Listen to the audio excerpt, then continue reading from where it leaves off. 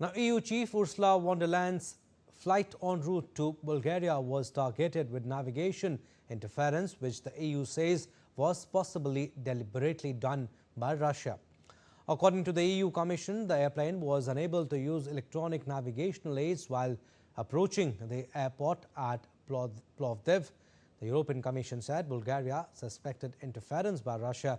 In a statement, Bulgaria's government said that as GPS signal was lost, air traffic controllers were switched to ground-based navigation systems to ensure a safe landing.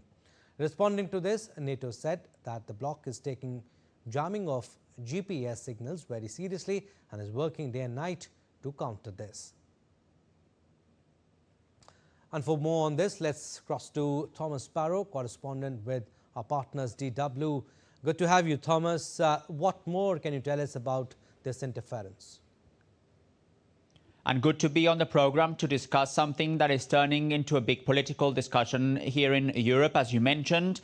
All this happened as Ursula von der Leyen was on a trip of some of the Eastern European Union countries, specifically in Bulgaria. And we're hearing both from Bulgarian authorities and European Union authorities that they understand that Russia is behind this interference, or at least that Russia could be behind this interference. Now, Russia has denied this, citing reports stressing that they are incorrect. But this is obviously increasing tensions between Russia and the European Union at a time when actually there was hope, or at least intentions, for steps towards ending the war in Ukraine. And what we're hearing now from experts is that they see this as part of what they're describing as a hybrid war coming from Russia, which not only includes these jammings of GPS systems, but also destroying underwater cables or cyber attacks. So that's why, and you mentioned that as well in your introduction, that's why we're hearing from NATO, for example, that they're taking steps to counter this. Again, Russia denies this, but it is certainly not a step, certainly not a development that will bring Russia and the West closer when it comes to finding a solution to the war in Ukraine. Thomas, meanwhile, there seems to be controversy in Europe over plans to send troops to Ukraine as security guarantees. Can you give us more details on that?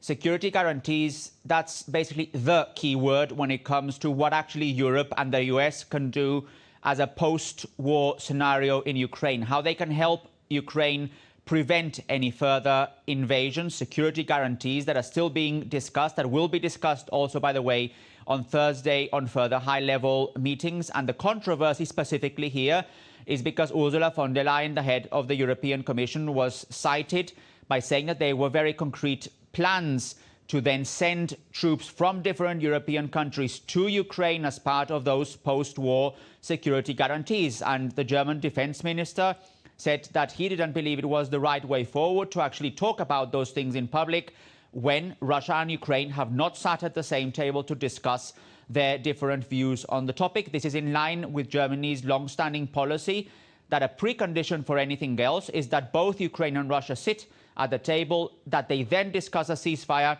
and that then everything else is discussed, at least publicly, including those important security guarantees. All right, we'll leave it at that. Thank you for your inputs on that story, Thomas Sparrow.